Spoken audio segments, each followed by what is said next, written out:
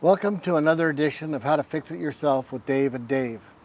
So we pulled the hub off of here and we saw all the burned on grease that was being slung off the backside of the axle here and was messing up the brake shoes here, and therefore also the brake drum. Now, you'll notice there's an awful lot of material here, so at one level you can say we really don't need to replace the brake shoes.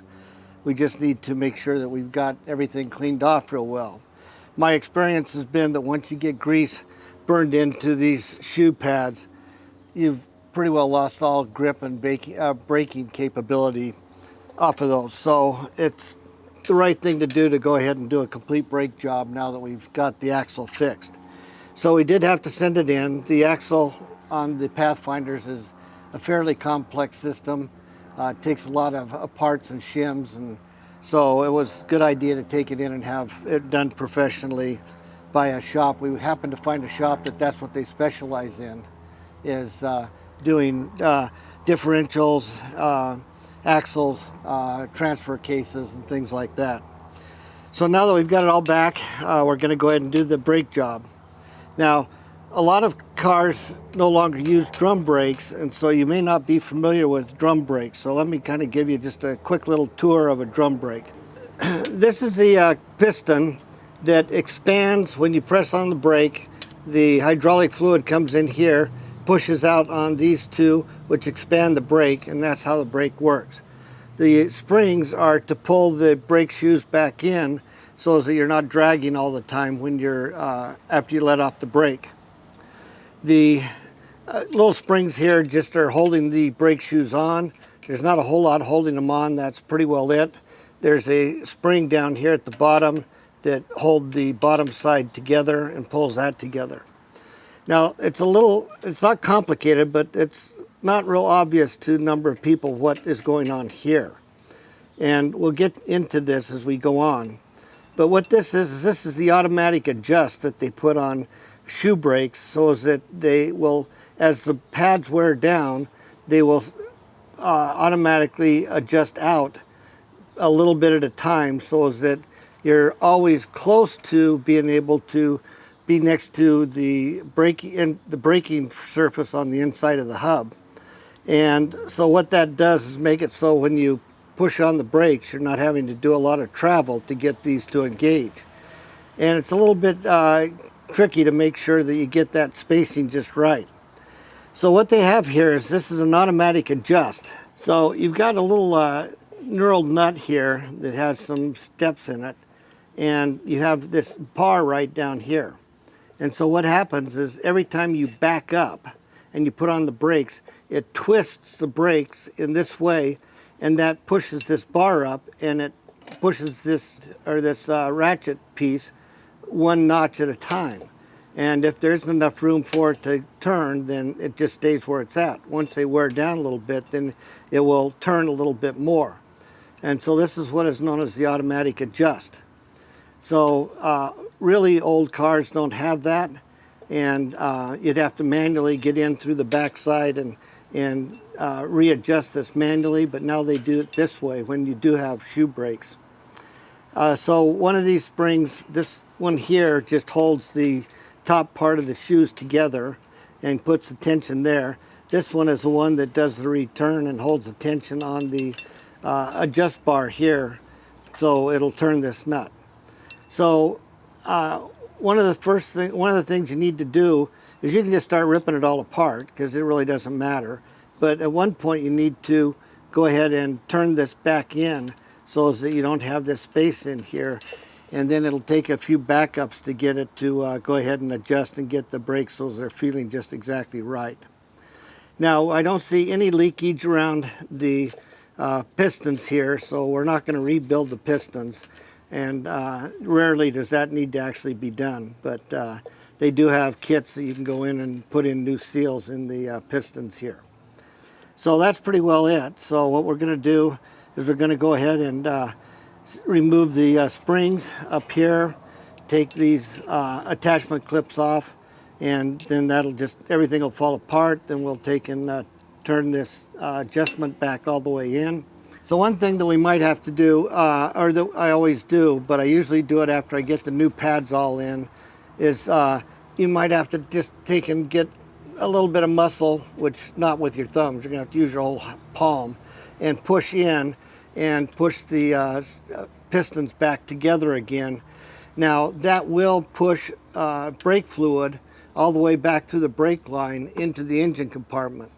So you want to make sure when you do that that you have plenty of fluid in the reservoir, but not too much because you might overflow the reservoir. All right, so the only tools you really need in order to do this job is a set of channel locks. I've got two different sizes here. It depends on how tight those springs are as to which one I'll use. But you'll need to grab these springs pretty tightly to get them off of there. They're fairly good static springs.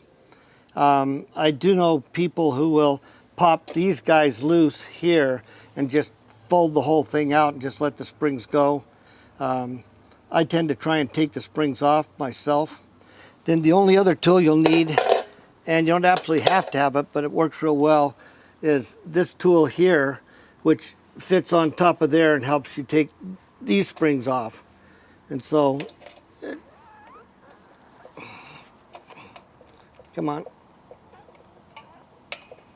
There we go. All right, so now that we've kind of wiggled everything loose and gotten the springs pretty well off, even though they didn't come off with the channel locks, you know, you can just kind of pry them loose and bring them off. Be sure you hang on to pieces like this. That'll come in very valuable when you put it back together again. The spreader bar that adjusts this goes in this way, and you can see how it turns in and out, you know, for adjusting the spread on the pads. So when you put the new pads in, you pull this all the way in. These are going to be a little too far out, and that's where I was saying that, you know, I usually use the pads to pull that in. Some people will take and put pliers or something on it, try and squeeze it in here. I find that to be less effective because you might overdo it, and then you've got a mess on your hands. So that's the spreader bar. And then this attachment here, let me get rid of this spring here. So this attachment here is your emergency brake or your hand brake. And that also goes up in here right next to that spreader bar as well. And so this part, you can see it has a lock pin on the back side. And so we'll need to take a screwdriver and pry that off. And then that'll go on to the new ones when we put the new ones on. So that's basically the layout. So it's not terribly complicated. It just seems to be complicated because of all the springs and little bits and pieces that are there. All right, so I'm going to go ahead and pop that off, and then we'll assemble the new ones. I guess, by the way, while we've got it here, you can see what I'm talking about the grease burning into the shoe, and that prevents the shoe from actually grabbing. And so this part is just basically a grease surface running on the metal, so it's never going to really grab. So if you get any grab at all, it's going to be over here, but this isn't going to wear down, so pretty soon this area isn't going to be effective either. So yeah, it just really pays at this stage to always just go ahead and replace the shoes and just do the full brake job. So we now need to get the brake cable back together again, and you'll notice it seems to go together a whole lot easier than it came apart, and that's because this part has come loose, and this is going to be pulled and run clear back into there. And now you'll notice you've got good spring tension there, and that'll kind of hold that together again. So now we can take and hook these two pieces together and kind of get this up into place. You'll notice there's a support bar. Come on, hang on there. Yeah, there's a support bar back here to lock this spring underneath, if you can see that.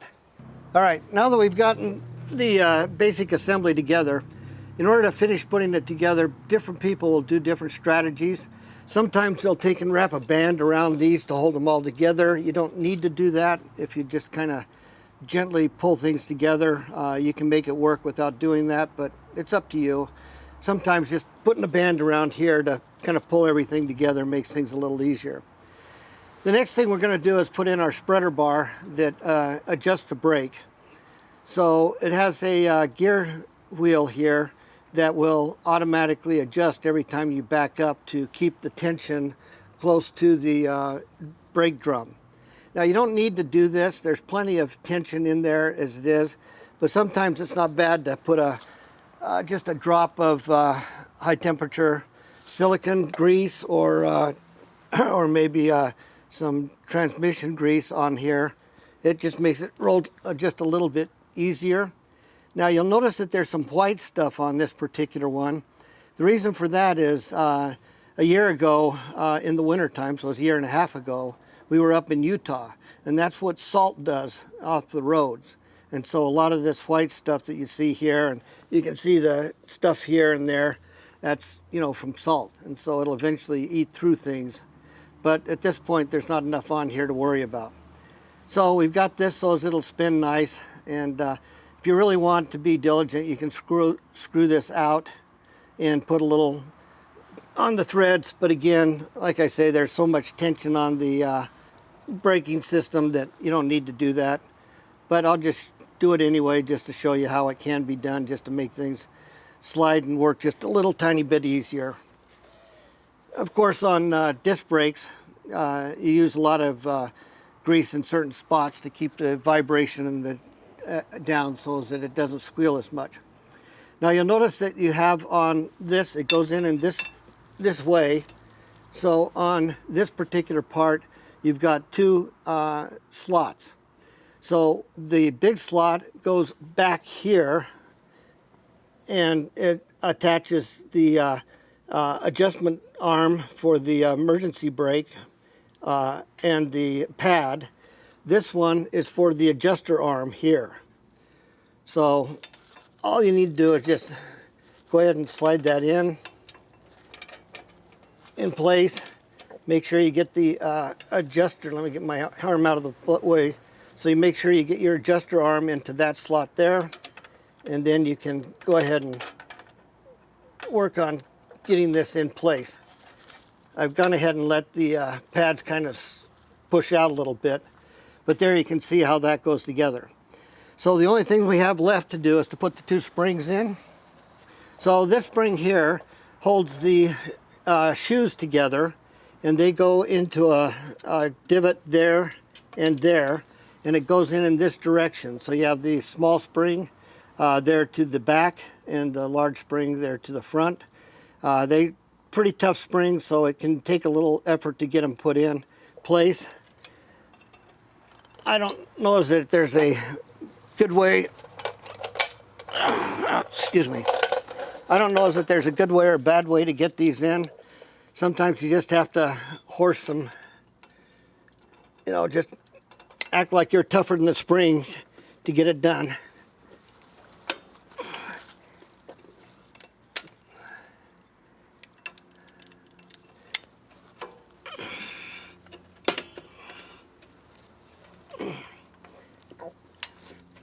Almost got it. There we go.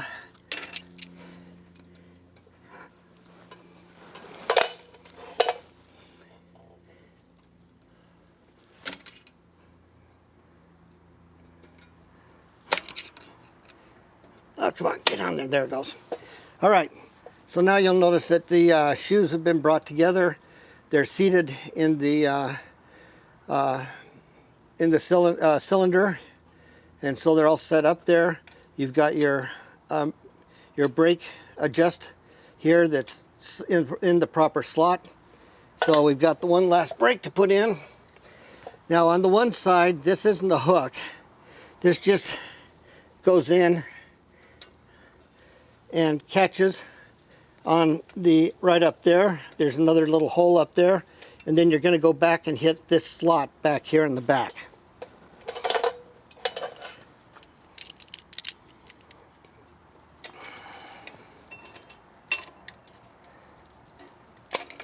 Come on.